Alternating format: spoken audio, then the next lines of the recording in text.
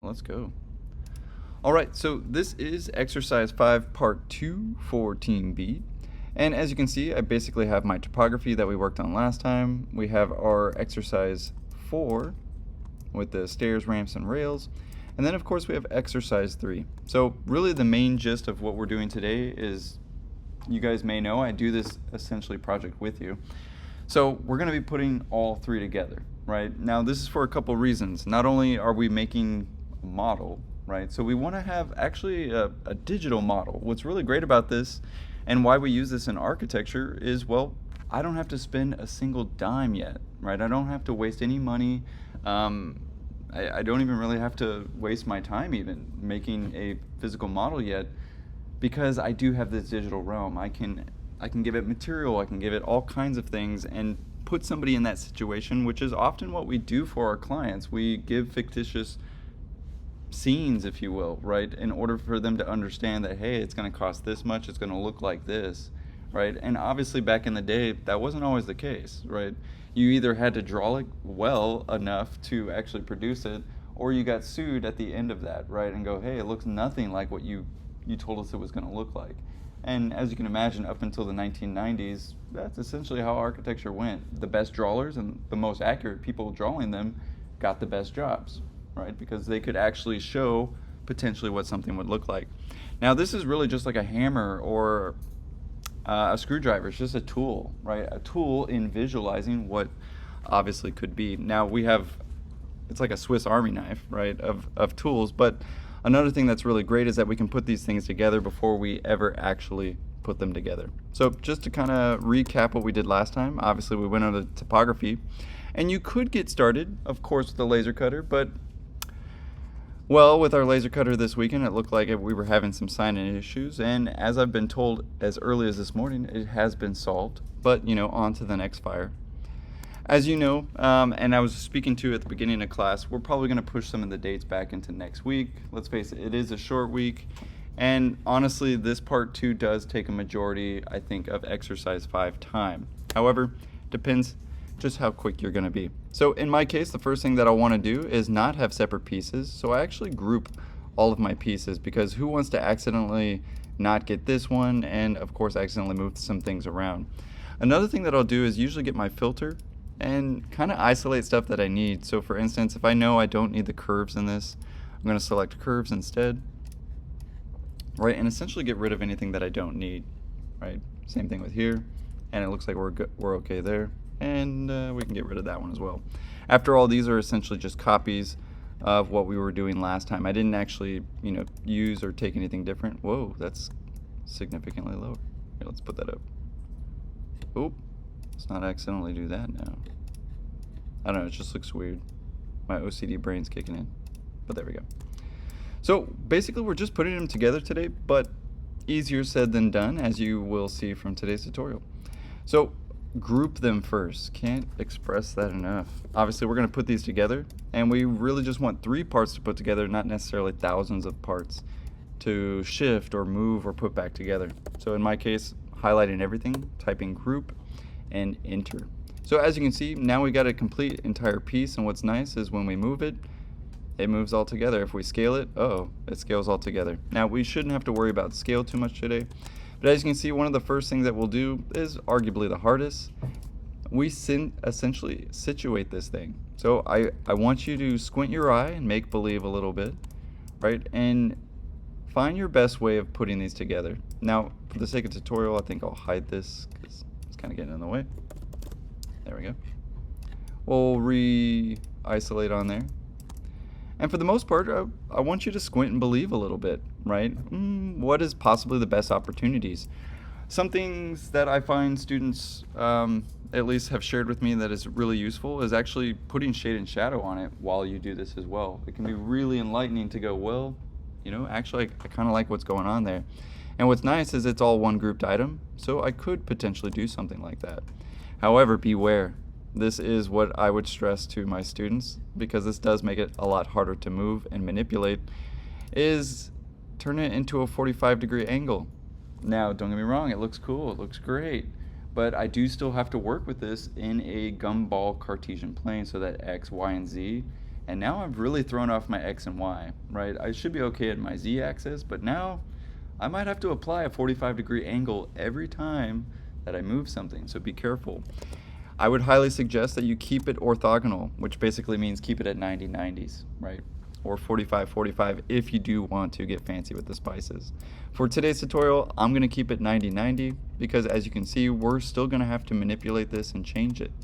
Next thing I'm going to put in is my stairs. Yep, that's right, just drag them over. And I don't really want floating stairs, so as you can imagine, what might be easier, I'm going to, of course, hide that real quick first. And I may just want the stairs to work first, right? In a fictitious situation, I kind of already have this hill, and I see some potential, right, of kind of this going up, possibly having a landing, and continuing up. So maybe I work with that. After all, I do this kind of literally improvisation, and I probably shouldn't, but, you know, the reason I also do that is because I don't know exactly what you're going to run into yourself. So again, kind of useful there. I would try to center justify it. I mean, you can do stuff like this where it's highly in the corner, absolutely, and you could even, you know, I wouldn't necessarily go outside of the box. I mean, we are going to eventually make these. We're going to both 3D print them and laser cut them. So, you know, bless you. Ballpark it a little bit. But something like that's starting to look pretty interesting, right? It's starting to get into the topography a little bit. And obviously, maybe even has potential to open up right here and actually be a second entry as well. So, I don't know. It's looking pretty fine for today. I'm going to type in show to bring back some of those elements. However, I got a lot of elements in here, so let's turn that off real quick. Actually, I probably don't need those anymore. Let's get rid of those. Sweet. Oh, got to re-isolate. That's okay. All right. Looks pretty good. Let's print it. No, I'm just kidding. Right? Obviously, some things don't work, right? Obviously, we're going to go up these stairs and be like, ah, man, we're going to hit ourselves or have a complete obstacle to get around of. So this next step is to refine your model. Now, don't absolutely delete it all and erase everything, right? Because that would be silly. But we need to refine this model in some way. So I may need to, oh, I just realized I don't have my vertical columns. I have to go get those back, and I'll show you how to do that effectively. In my case, fake it till I make it, but I do want those vertical columns, so let's go ahead and get those back. And there they are. Not sure why. Oh, they're not a solid object. That's why it didn't carry over, and that's okay. Best way to get them, probably find an angle or two. Now, if I would have just had a layer that had vertical columns, man, if only my past Chris was helping future Chris. But in my case, fake it till we make it. Let's get everything. Pretty much got all the vertical columns in there, but let's make it easier. There we go. Copy. I'm going to take a known point, such as that one, and basically just put it on my model. Pretty good. Oh, whoa. Got to re-isolate it. That's okay. We'll take a known point, so I do think I need to go actually to the other side. Boop, boop, boop. There it is. And fake it till you make it. It is for tutorial, so we'll go with that. Get out of here. We don't need two of you. Fair enough. Let's re-isolate because that's getting weird. There we go. Alright, so for the most part, yeah, we gotta get those in. I probably should have put them in as their own layer, but luckily I have this grouped. So I could still, you know, I haven't ruined anything. And let's face it, I do have copies, so if I just absolutely ruined anything, I could just start over with my initial positions. And as you can see, I got some extras. That's okay. Let's move that guy out of the way. And get this a little bit more situated. Let's get it out of the ground. Let's position it. Maybe we go with the structure first.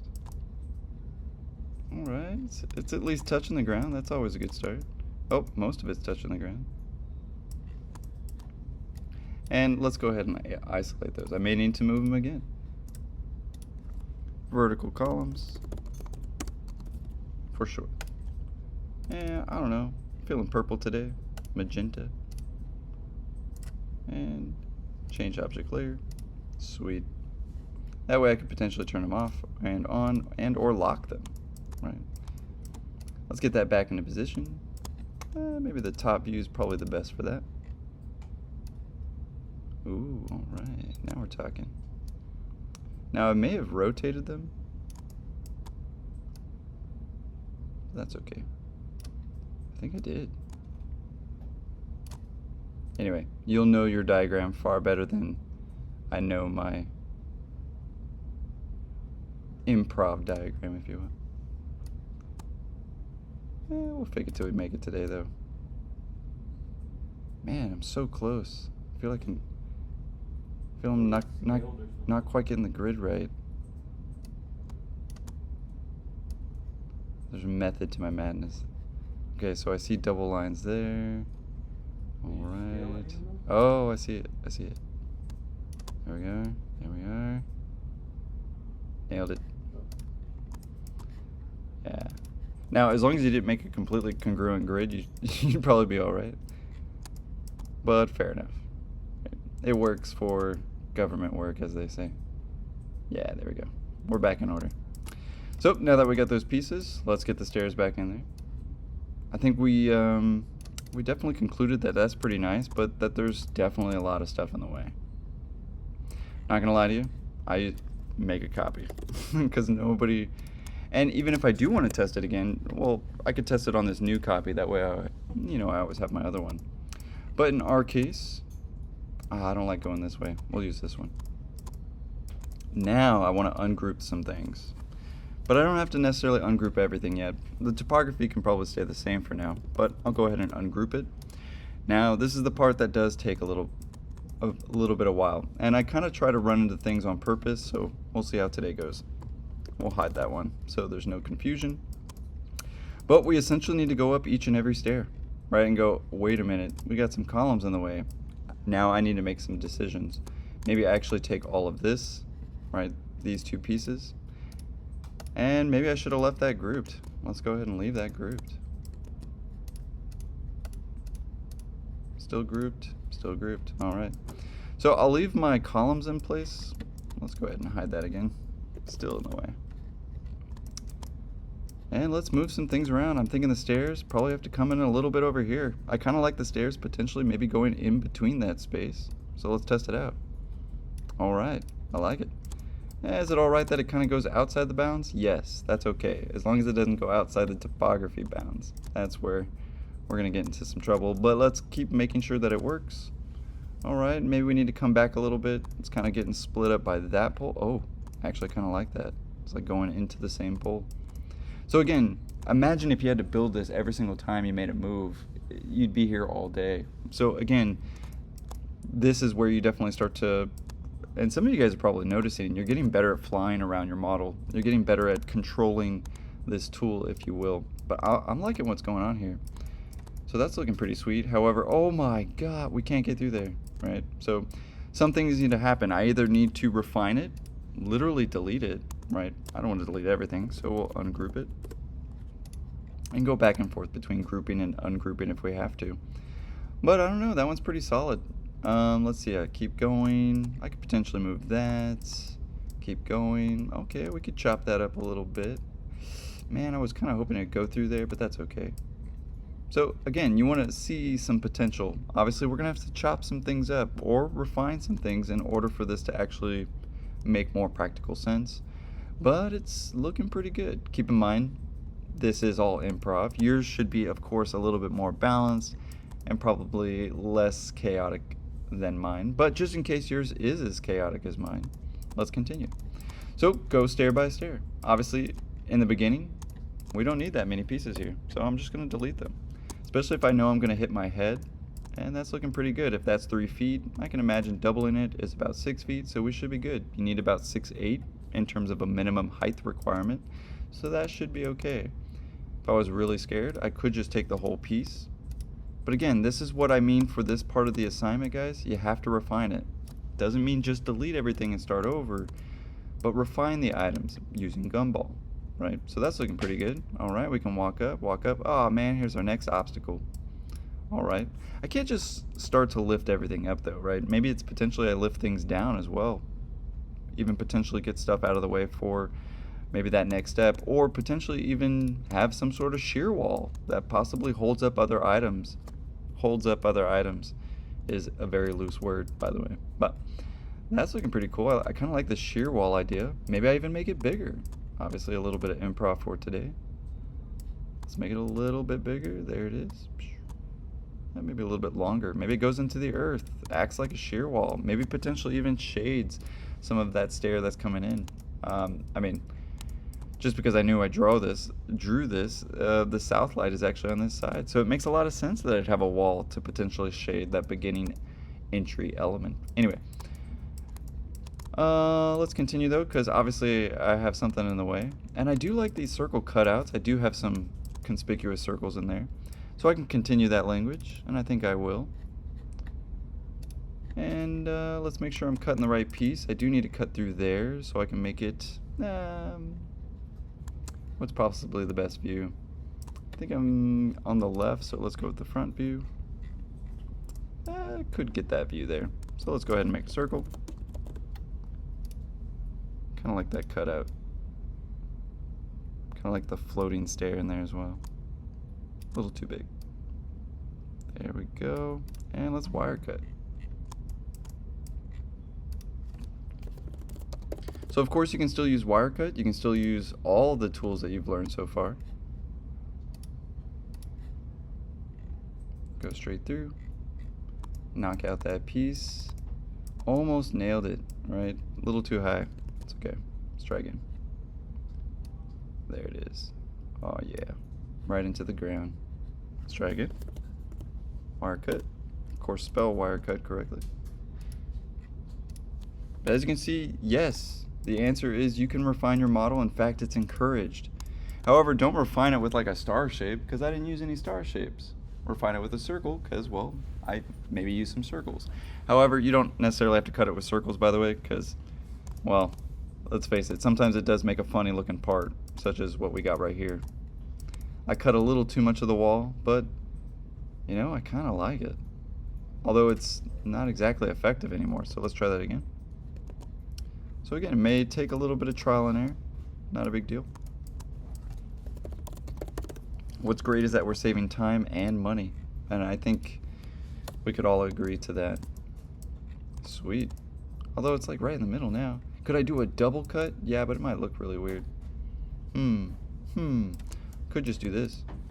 And nobody would have to know. Alright, looking pretty good. Let's keep going. Going up the stairs, alright. I could really get the camera in there if I was just absolutely OCD about it. However, I'm getting to another grid element. Oh man, what do I do? I could just move these two. I mean, they're still locked onto other pieces. So maybe we lift them up there. Although it looks like I'm going to run into another spot. So that's okay. Let's keep going. Alright, I got to cut another one. I'm going to go with a rectangle this time. I'm going to go a little easier on myself. Looks like there's that rectangle right there. And I'm just going to go maybe the size of a door. So let's go with 3 feet by 7 feet. Typical door. And if it's not big enough, oh yeah, that's right, I use like 4 foot. That's okay. We'll go like that. In my case, I'll probably kind of cut it outside of the view itself, like, or the stair itself. You guys can kind of see that. Eventually you get used to looking at these, by the way. They are hard to look at first, so again, notice how many views, how many tools you have. Sometimes the best way to actually look at this is not in colors like I do, but sometimes actually just rendered and going, oh yeah, I see it, it works. Right, I can definitely walk through there. However, I think that's a little short. So I could make that a little bit bigger. I could also just shape those pieces, by the way. So like this piece, that piece, and just gumball it too. Probably shouldn't do this in a rendered mode, my bad. It's going kind of slow there. Let's try that again. As you can see, this is definitely why this part definitely takes the longest, because we essentially have to make it work. right? And what I mean by that is we can't have floating pieces. Obviously, we're going to 3D print this, and the 3D printer is going to print every single little thing that it sees. However, all of those things have to be connected. So for instance, I may chop something up, and you guys see like potentially this piece right here. That ain't going to print because it's floating. There's nothing that it's attached to, right? So I'd probably delete those, right? Especially if they're kind of the leftover pieces from a wire cut situation. But something like that, pretty feasible, honestly. We might hit our head on that, but could also just scoot it up a little bit. Again, nothing too shabby about that. Let's keep going. So I'm going up, I got my rails, going through, no big deal. Oh man, maybe that one just has gotta go, or maybe it's gotta move. I'm not sure. Let's put it with the wall. All right, now it works. See what I mean? So we're not exactly getting rid of anything, and you can still be additive if you need to, right? If you're noticing it's lacking somewhere spatially, you can go ahead and add some shapes, but I would ask you probably do it from the diagram below because we'll need to add that back to the diagram. So don't see it as like a task, but see it as an opportunity to save some money and time, because that truly is what it is. In my case, that's looking pretty sweet, but kind of long in the tooth there. So I'm going to hold Shift and Command. I'm going to press that and, of course, just pull it back. So you can still use your other tools as well. Not too shabby. I kind of want to cut that out again. We'll cut it right out of the stair. So we'll go up, boop. And we can fake it till we make it. Let's face it, in studio, nobody's going to like check some of these things. Eventually you'll get to studios that do, and some professors that require you not to have any curves and all kinds of stuff. I don't know, I'm more of a playful professor. I like to see what you got. What can I say? Alright, now we can walk up through there. Yeah, we got a pole in the way, but yeah, better than Walmart. I mean, have you ever seen some of those poles? I'm like, dude, you can't even fit the cart in here. Anyway, it's just my gripe. But in my case, getting a little harsh there, so maybe we bring that down, and maybe it even potentially is something to look down into. Could be an interesting space to say the very least. However, we got a lot going on, so I will need to refine this quite a bit. Kind of like that coming down as well. Kind of signifies, you know, kind of where the entry is in a way. But well on our way. Let's keep going. Oh, still in the stair. I could chop that out though. Right? I mean, that is an object in itself. I don't want to ungroup that, but I will if I have to. In my case, let's do it. Right, let's chop that bad boy up. Now, I would recommend just wire cutting it, but you could use the stairs to Boolean difference something. It's kind of a lot of work. Let's do it. Boolean split. I want to split this one with that one. Enter. I don't know if it'll do it with a grouped object, but let's find out. It'll do it with a grouped object. How about that? Oh, but it cut the wrong one. That's okay. We'll go with this one. Boolean split. Cut that one. Nope. Just cuts out of the stair. That's okay. We tested it. We tried. So you know what? I'm just going to make it a little bit smaller. In this direction, anyway. And voila, no more problem with the stair. So not too shabby. But clearly you can see where this mess is coming about. Some things aren't going to be great, right? Like this piece, for instance, I really set myself up for failure here. But that's okay. With every piece is an opportunity for success. Kind of like that still, but maybe it goes up. Now I'm going to run into some other things, but one problem at a time, guys. Right? Ooh, kind of a problem there. Maybe just need to chop that out as it goes down. I don't know. We're winging it today. Alright, let's keep going. Alright, that's looking a little bit better.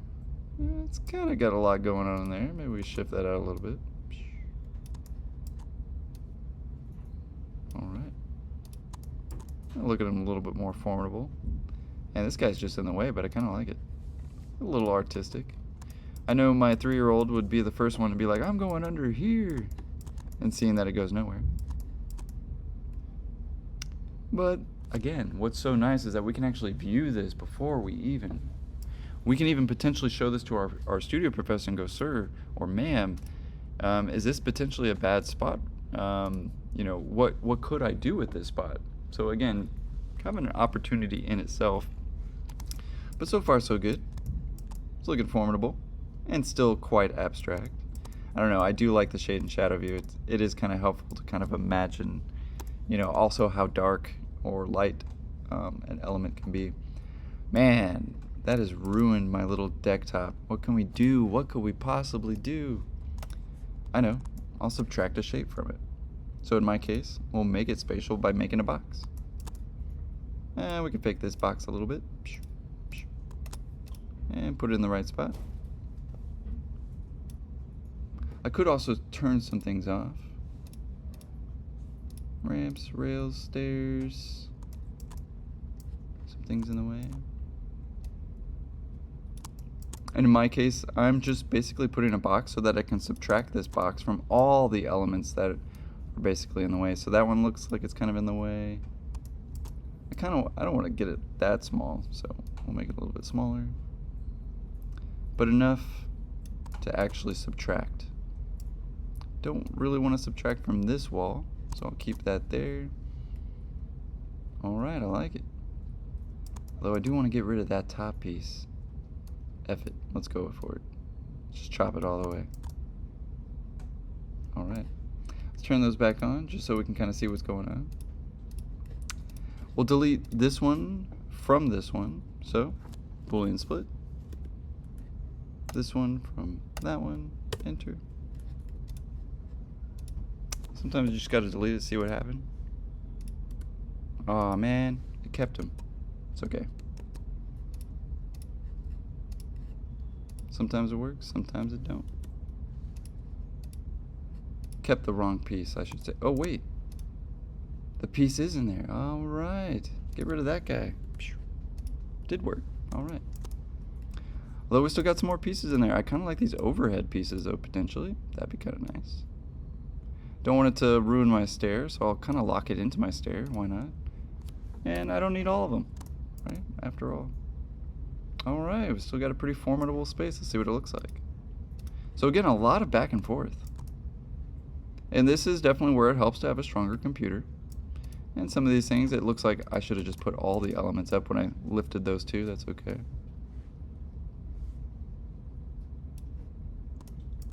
Yeah, fake it till you make it. Yeah, let's get those pretty closer. Much better. Alright, that's a cool little deck area. Yeah, my 3-year-old would be all about that right there. Or even my 12-year-old would be like, that's my spot. Alright, now we're talking. Let's keep going. Little floating stair, I like it. Kind of breaks the mold, comes out a little bit, goes back in. I can appreciate that.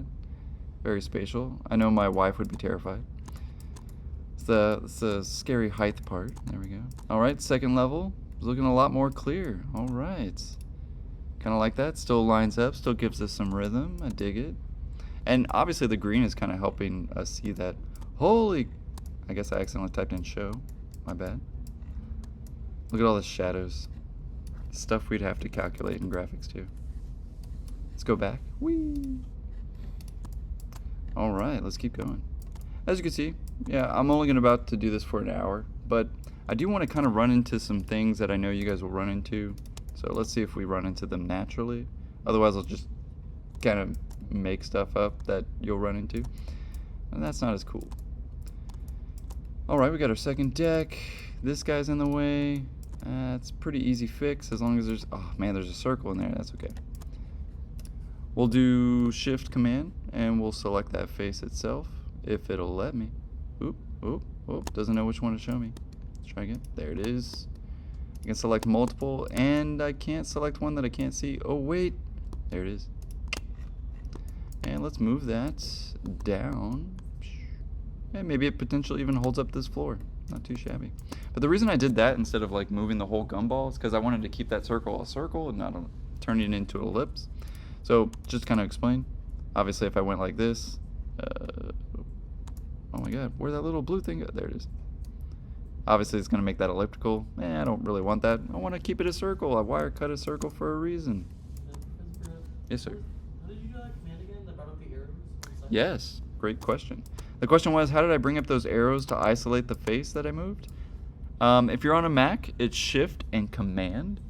If you're on Windows, it is Shift and Control. When you hold those, so for instance, check this out, I'll hold Shift and Command, and it will activate, and it'll go, hey, is this the one you're talking about? Is this the one you're talking about? I can click, but I can also hold Shift again and add to my selection. So great question. Let's continue though. Second deck is looking a lot better. All right, we got some stuff out of the way. I might, potentially file a lawsuit there, but that's okay. We're not building this anytime soon. Let's keep going. Oh my God. Right, so obviously we're gonna have to chop some out. I think we talked about that a little bit, so let's fake it till we make it. Maybe it's a bigger circle. I mean, I already do have a circle here. I mean, shoot, maybe it's just a little bit bigger of a circle. Let's get a better view of that. All right, and there's the culprit. So yeah, I think a bigger circle might work here. Let's go for it. I like it. All right, that gets out of the way. And I'm really looking for that point right there, right? Let's cut this bad boy up. Man, this is what I get for hanging out with my mom for a week. I start using like my mom's like language. Like she doesn't cuss, so she says like golly. Suddenly I'm like saying golly all the time. Wire cuts. Hopefully you guys had some time to spend at least some time with family, whether it's good time or bad time, Trust me, we'll all miss it one day. Sweet, that's looking better. All right, I like it. We keep the circle. We're effed again at the top, but that's all right. We'll get there when we get there. That's looking pretty sweet, though. I like that. Not gonna lie. Out of all the improv observation towers I've made in this class, there's a pivotal moment right there. I say that every semester, but all right, let's keep going. That's looking pretty sweet, though. Oh no, we got another one. What are we gonna do? What are we gonna do? Well, I may notice that, hey, this structure isn't doing jack, right? Maybe it's potentially holding this wall, but I've already got one here. And maybe it potentially holds this piece, but I'm not sure. However, you could fake it till you make and go, hey, I can potentially see that this could potentially go into the middle. Let's do it. So I'm gonna take kind of everything within that grid. Otherwise, I'll kind of have all these grids, and it will work because they'll all be touching, but it may look a little funny. So I'm gonna take them all, and I'm just kind of making sure I don't forget one like that guy right there. I don't want to forget him. And looks like I need that one and that one potentially as well, I think. Oh, no, maybe not. Get out of here. And to unselect something, you can hold Command and unselect it. I don't know if I've done that one for everybody yet. Oh, there you are. I think you're potentially one of us. We'll hold Shift and add you to the mix. And basically scoot that down, right? Nobody said I couldn't change up my grids and potentially actually make that make more sense structurally. Now, no, I probably don't need this pole anymore still, but again, potentially starts to make some sense. Probably don't need this one either, right? Obviously it goes straight through, but I may want to keep it, so let's move it on up. Whoop, not you. You. All right. We're making some sense. Dang, we're gonna hit some poles on the way. Still going up, hitting a pole. When in doubt, move it up. Now again, we help ourselves here, but not so much over here. I don't know, we may just need to chop it up a little bit, right? Have multiple grids. Or we can see the potential of some of them as holding up these stairs. So I'll move that around. I'll go beneath the stair. And again, what a great tool. Potentially, I really wouldn't refrain. I'd kind of refrain from like lodging objects together because we are going to 3D print them, and let's face it, we don't have to worry about literally putting them together. But to make it more realistic, things usually settle on things for structure, not necessarily go into them. Right? So something like that is a little bit more encouraged than say something going straight through it. So anyway, just word to the wise. Not that it really matters for what we're doing, but potentially in studio, we do want to be at least, there's a reason why Escamilla says fake it till you make it. Faking it also means at least trying, right? Getting close. So let's get close. All right, we fixed this stair. We got some structure going down through the center for the stairs now. That's potentially awesome.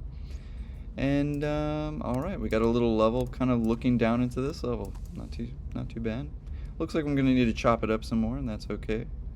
I may actually need a better view, right? So I may need to actually get my clipping plane. We saw that a little bit from Team A. So this is my official using it for Team B.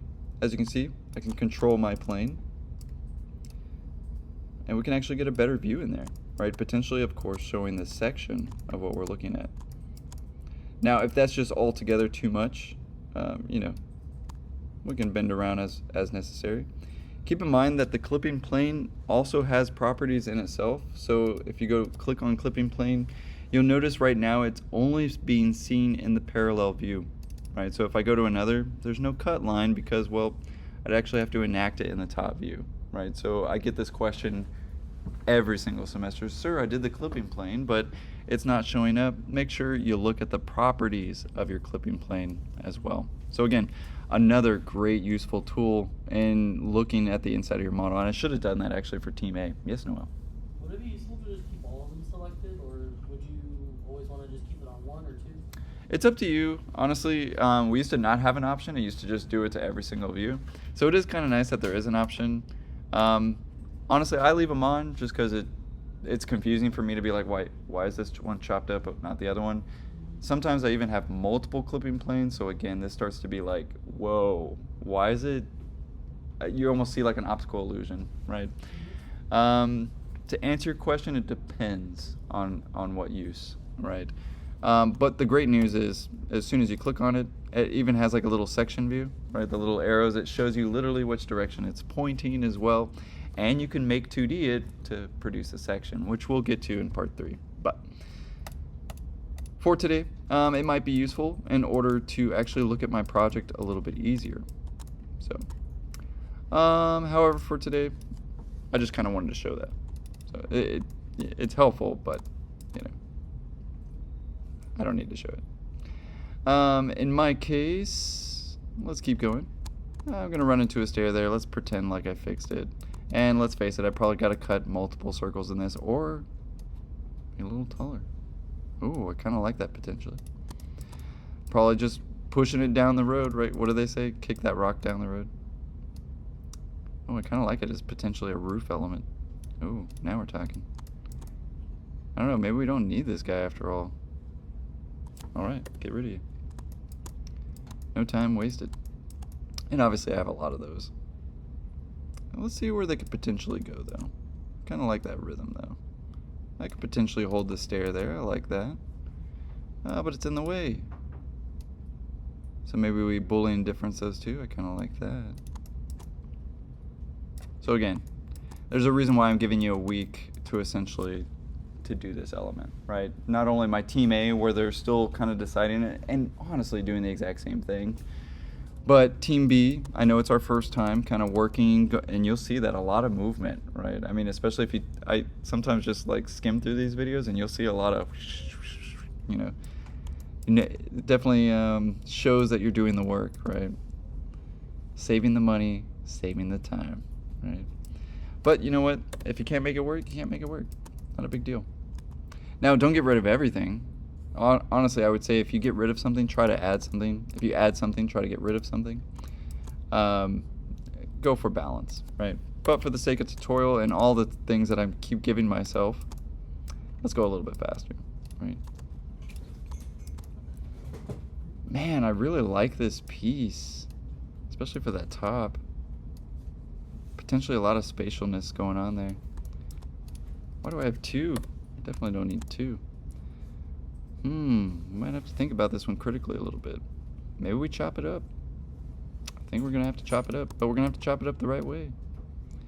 You know, I gave myself that fire stare, but it's, you know, it's really kind of messed some things around. I don't know, maybe it potentially goes out. Check it out. Doesn't really help us. That's okay. I may just have to end up chopping it up or getting it out of the way. Let's do it. Chop it up it is. We'll go with the circle chop. Go with the right view. maybe a little bit smaller. And that should help us. Although we're gonna get these little leftover bits, so just chop it all the way. Why not? It's a tutorial. Wire cut.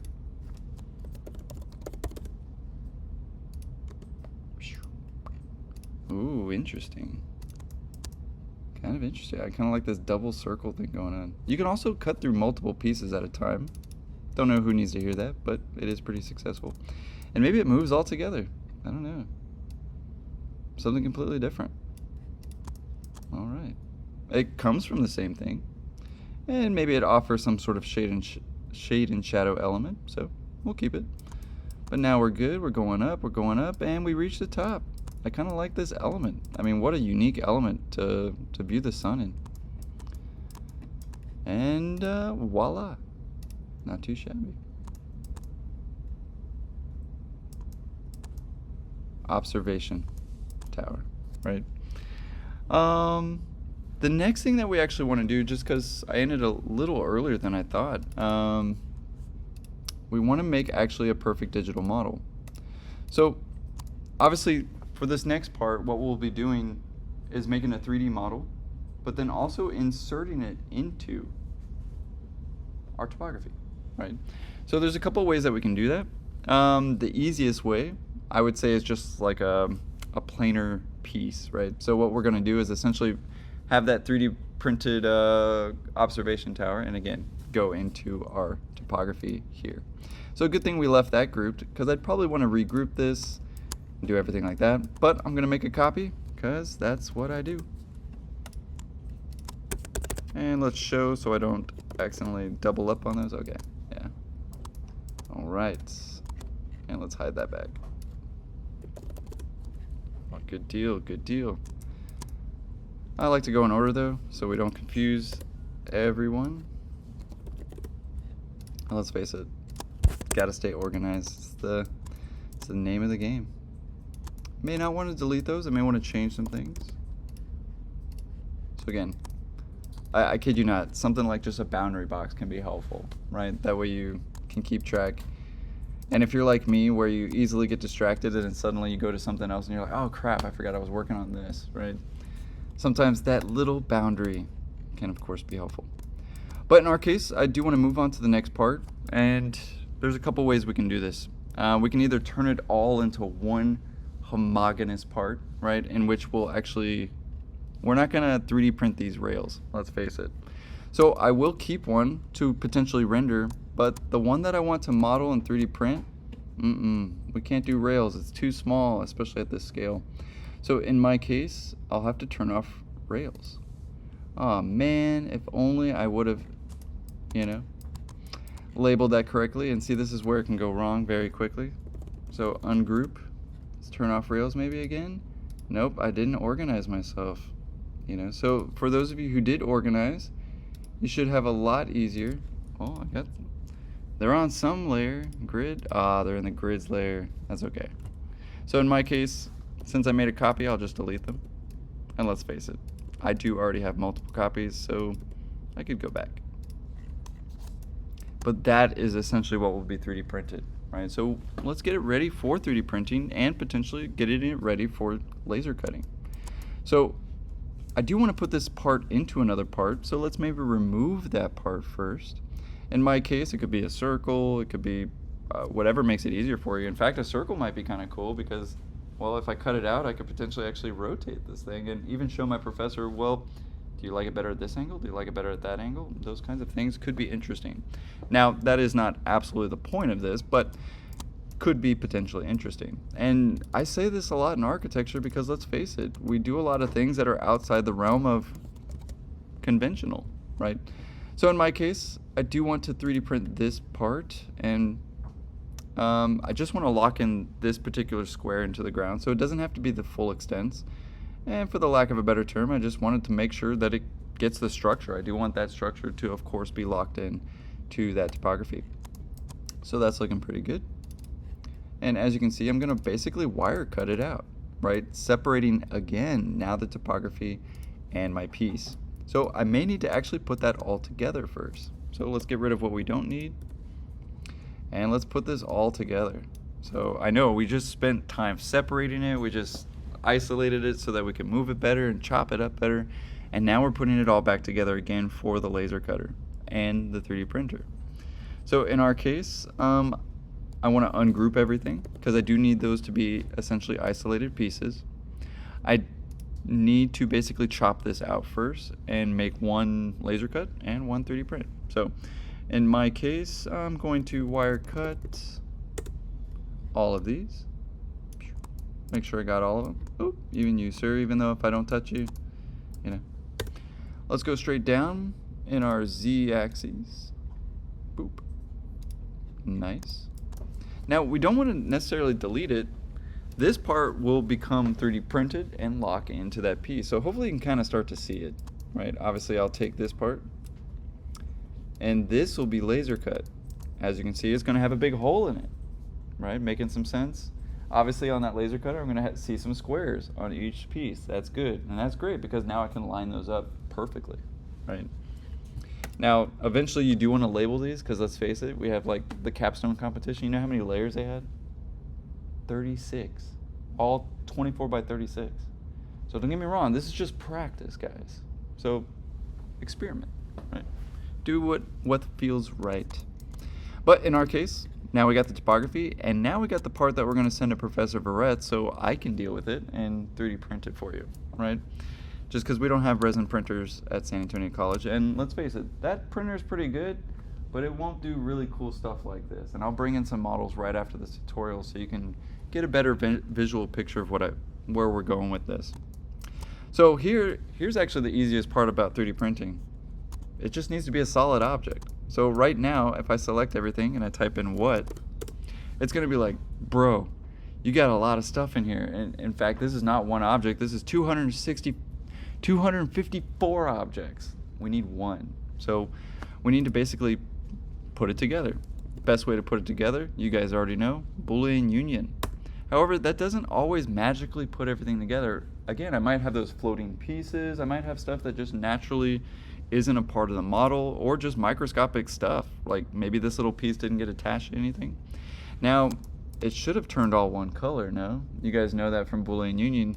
So we definitely found out, oh crap, we got multiples of a lot of different pieces. In fact, maybe I didn't actually ungroup.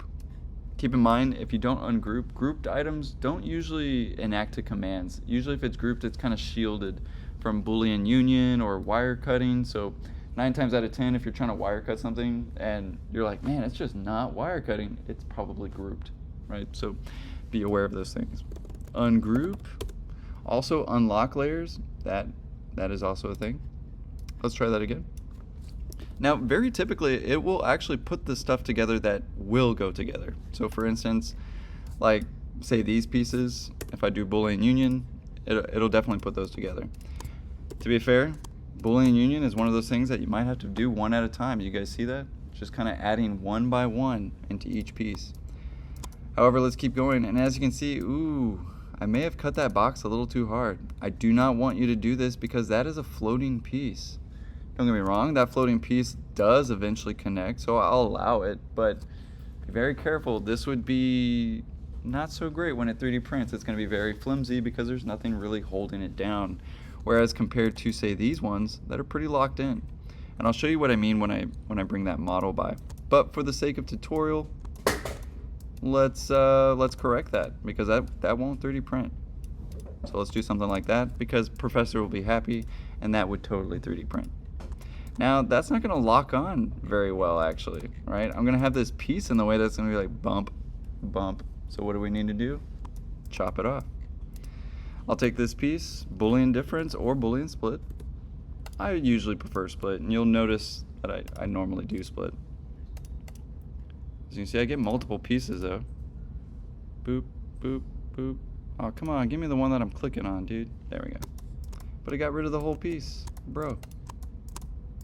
You might have to go into a different view.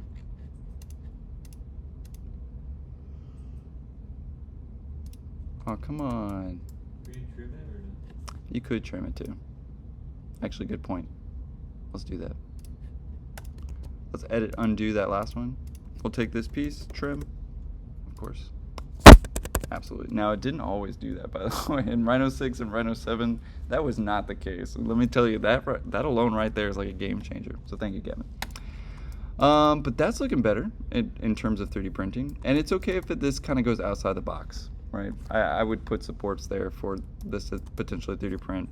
And I'll show you what I do with the 3D printing, but I'm not expecting you guys to suddenly learn what it takes to make a perfect resin 3D printer.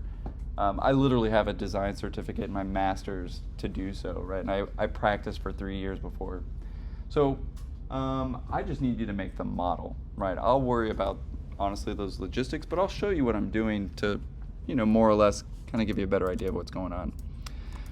We may get that in the tutorial if I can stop talking so much. Anyway. All right, so we got our pieces. Let's get some more pieces attached to it. So I'm going to take one bit at a time, Boolean union, and again, one piece at a time. As you can see, slowly changing all of those colors. Ooh, that will give me a problem. I don't need rails. Again, for this 3D model, no rails. It is microscopic. It's hilarious. I tried it one time. It just absolutely ruined the model. Because they're just too tiny. There's nothing supporting them. Now, if we printed this model much, much bigger, then potentially those would actually start to be a size that the printer could handle. But as you can see, I'm slowly turning this all into one piece. So let's keep going. Boolean union. Awesome.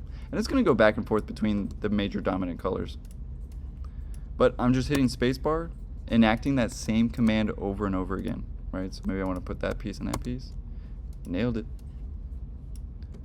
But again, don't do too many pieces at a time, otherwise it'll be like, what do you want to put together? And as you can see, it's going to give us some errors like, whoa, what does that mean? Right? And basically it's going, hey, you got 2 in there, or could be a number of errors. But you can get rid of them too. All right, let's keep going. That's my next piece. Boolean split. Oh, there we go. Now let's see if we can get some of these columns at the same time. Boolean union, love it. Again, if you're epileptic, what is it? Epileptic? This might be the part where you, seriously guys, like take a break. Sometimes looking at this stuff, I don't know, if you kind of experience vertigo, I kind of do.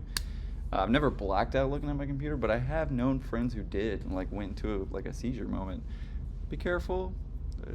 Just take a break, right? Give your eyes some rest.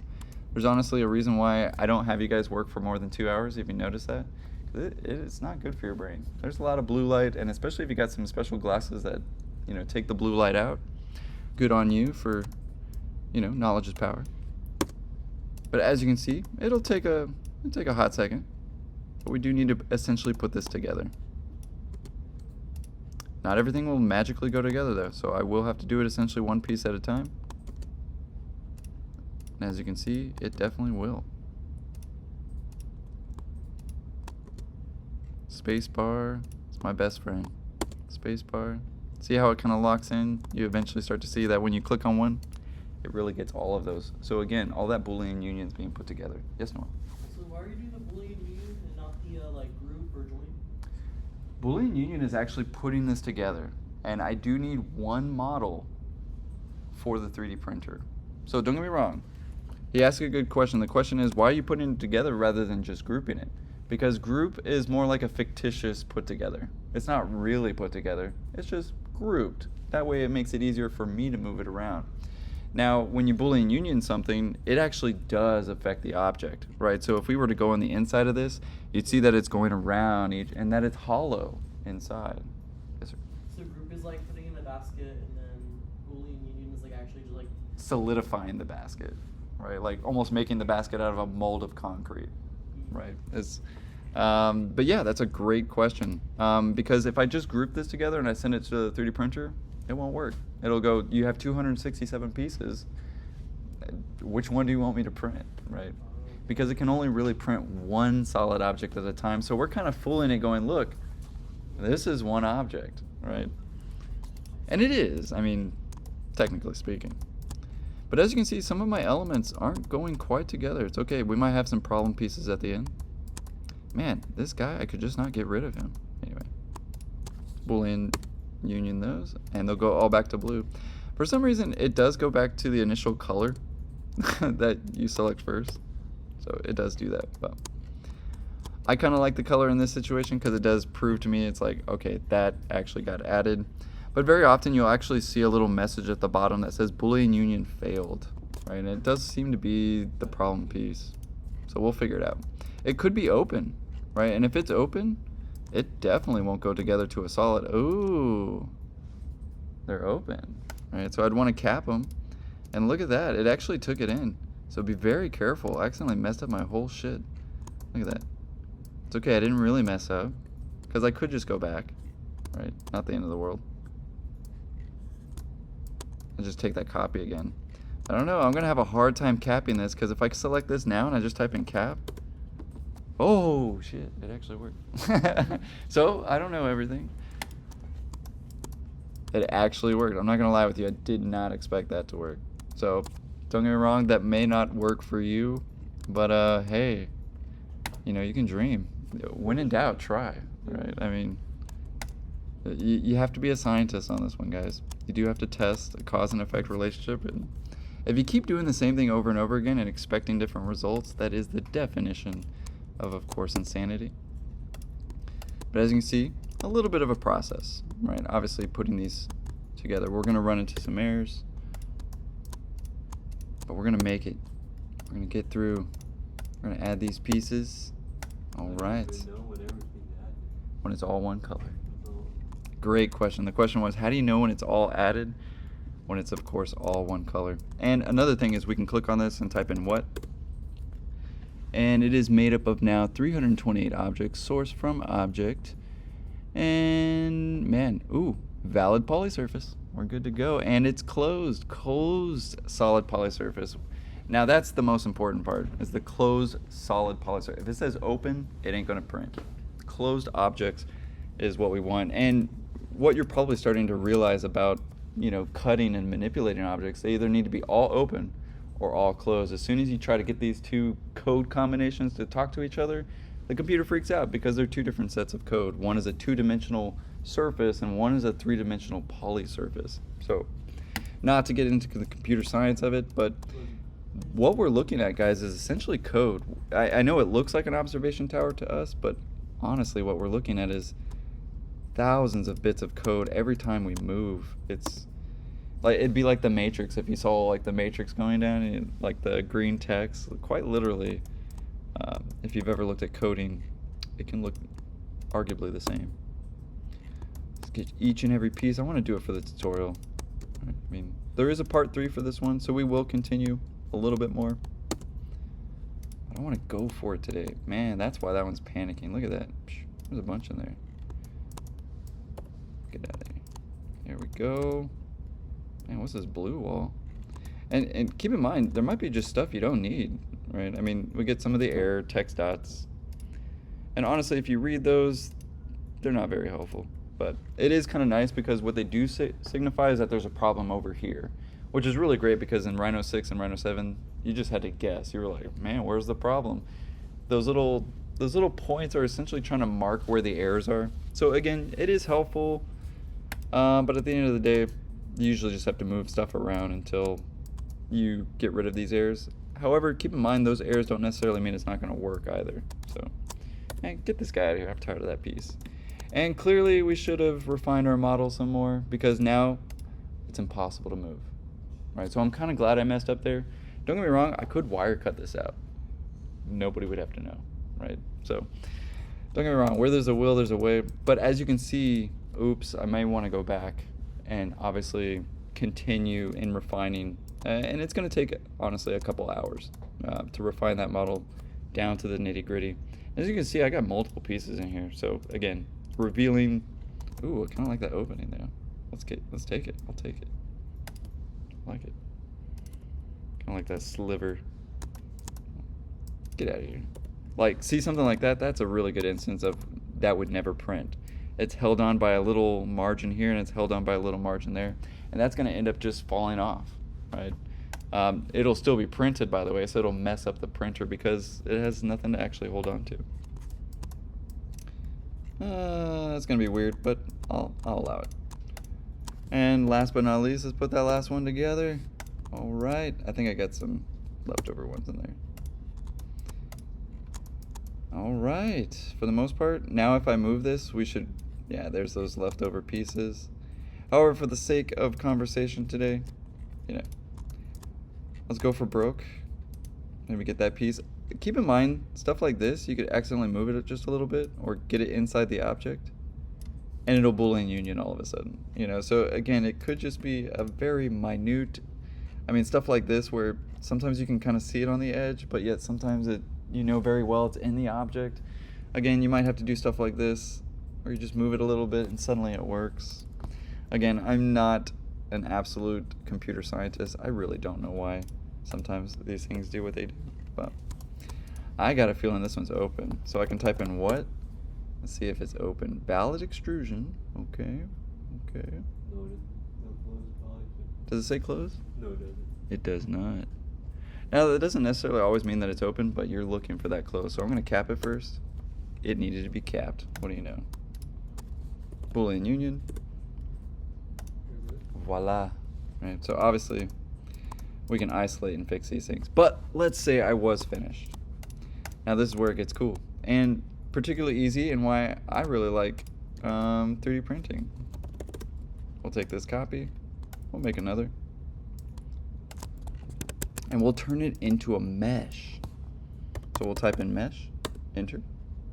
Honestly, I would go with the most. However, keep in mind, there's a way to overdo it.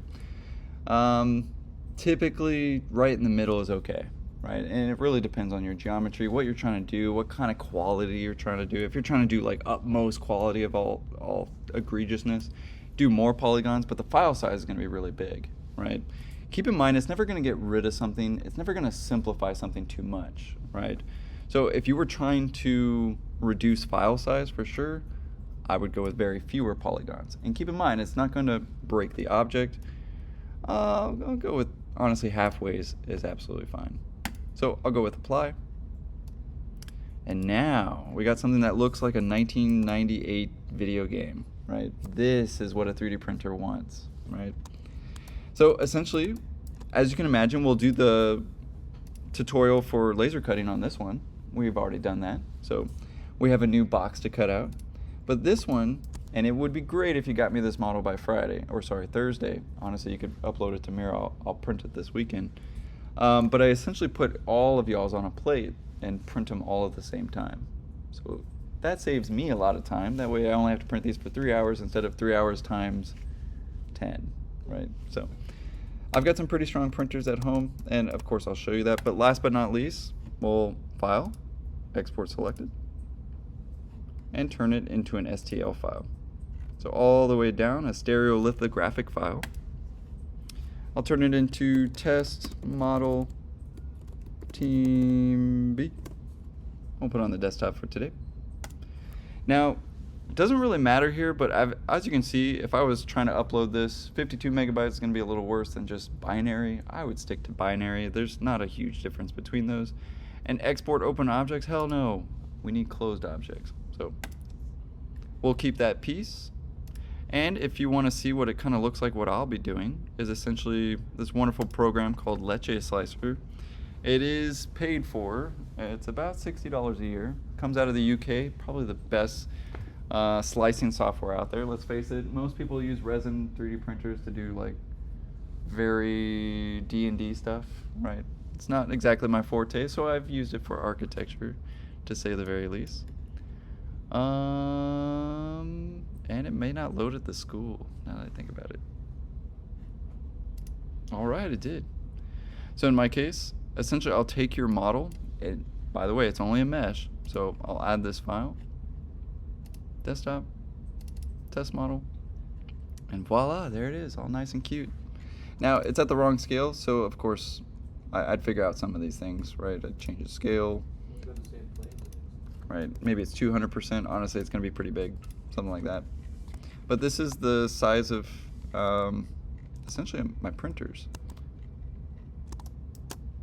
Actually, it'll be much bigger than that. Let's go with like 300. Just to kind of give you a ballpark of where these are going. There we go. They're gonna be big. Honestly, it's gonna cost me a little bit, but I think they're gonna look great. Now, to be completely honest with you, this is kind of a hard reality, and maybe I get it for the recording.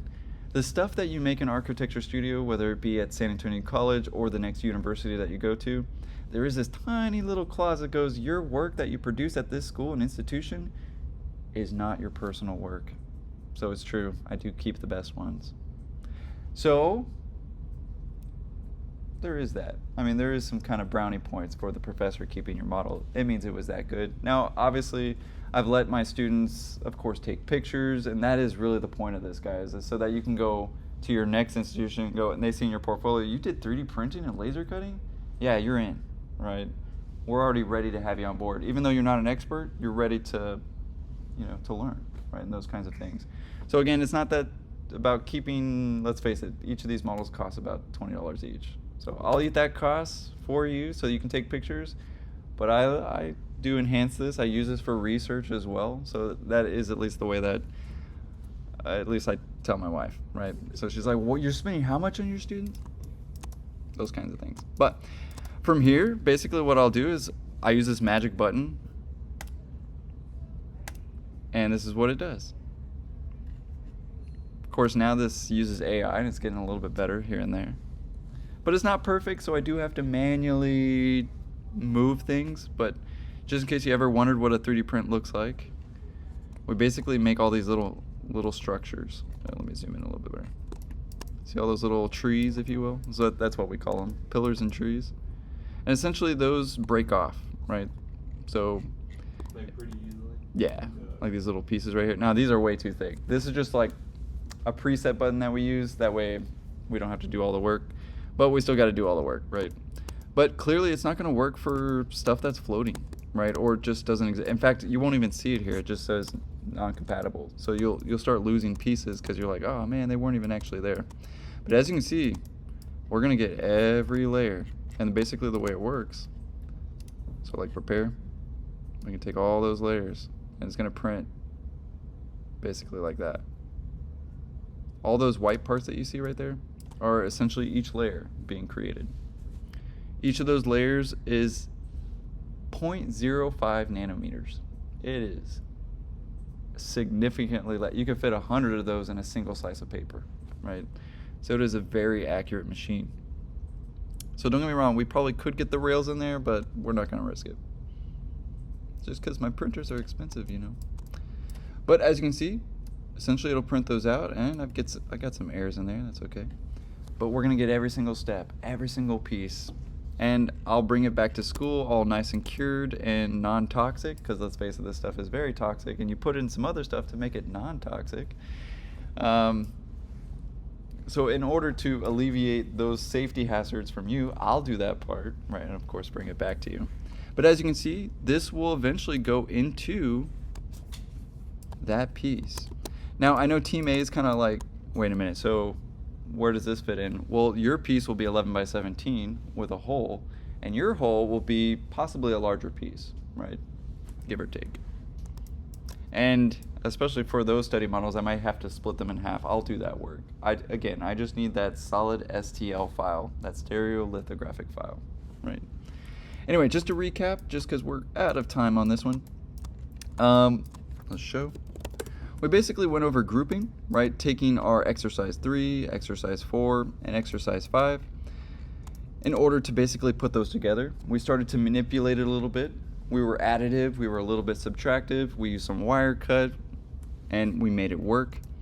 We also moved those things around to basically make it the best position for an observation tower. The next, we isolated those things, we cut out a piece, and we Boolean union this until it was all together. We meshed it so that we could send it as a stereolithographic file, and we have an extra copy, right, to say the very least. So, pretty good. No questions, guys? Any kind of leftover devices? All right, we'll leave it there for today.